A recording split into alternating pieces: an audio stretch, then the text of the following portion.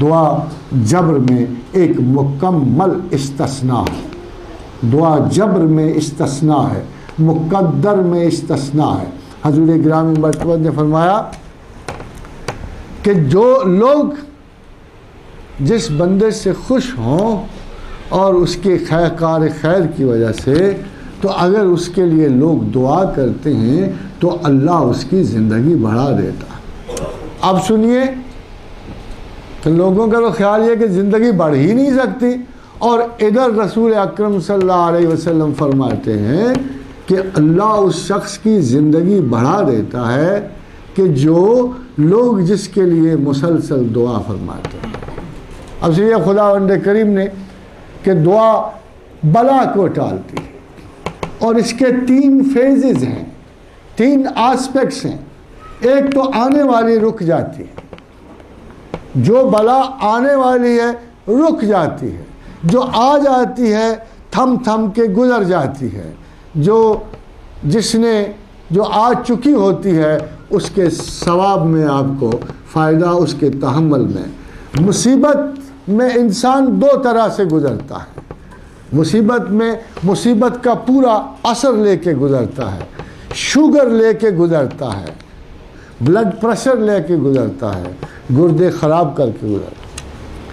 جب اللہ کے ساتھ نہیں ہو آپ تو بھی آپ مصیبت سے گزرو گے، اللہ کے ساتھ بھی مصیبت سے گزرو گے۔ فرق یہ ہے کہ اگر اللہ کے بغیر گزرے گے تو ڈیمیج کر کے گزرو گے اپنے آپ کو، کوئی بڑے سے بڑا ڈیمیج تمہیں ہو چکا ہوگا، جسم کی بربادی کر کے گزرو گے، ایسی بلائیں لے کے نکلو گے کہ پھر وہ لمحہ مرگ تک آپ سے درست نہ ہوں گی۔ اور اگر اللہ کے ساتھ گزرو گے تو آپ انٹچڈ گزرو گے،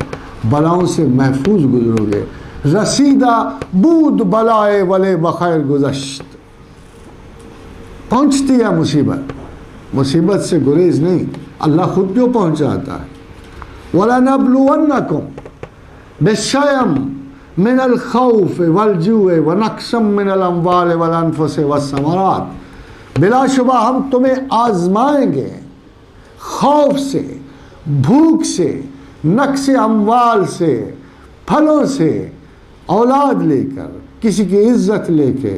کسی کو جان کا خوف دے کے، کسی کے دشمن تک ہم ضرور آزمائیں۔ ٹوٹل فیئر نہیں ڈالیں گے،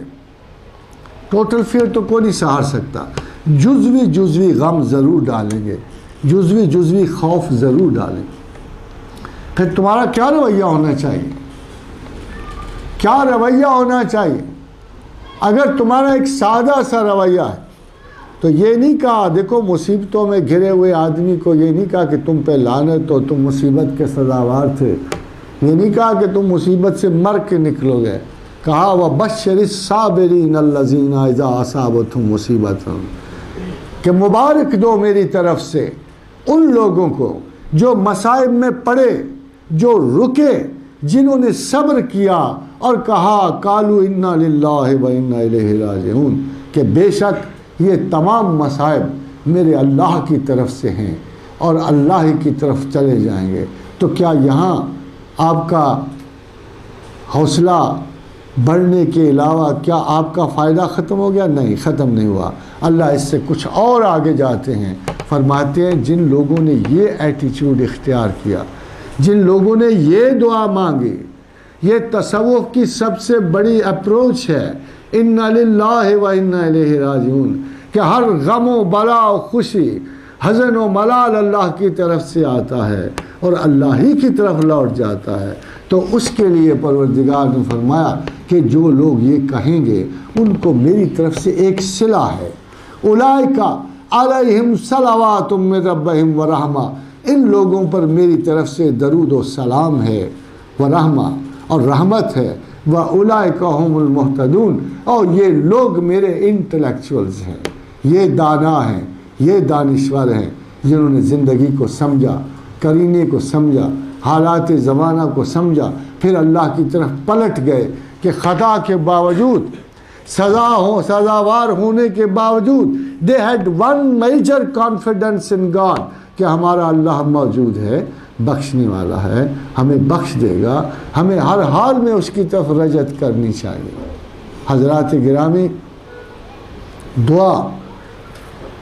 اور رحمت دو ایسی چیزیں ہیں کہ جو آپ کا حق ہے، آپ کا اللہ پہ حق ہے، اللہ پر حق ہے انسانوں کا۔ رسول اللہ صلی اللہ علیہ وسلم فرمایا ایک حق اللہ کا بندوں پر ہے اور ایک حق بندوں کا اللہ پر ہے، اور اللہ کا حق بندوں پر یہ ہے کہ جب ہم اسے مانیں تو لا شریک لہ مانیں،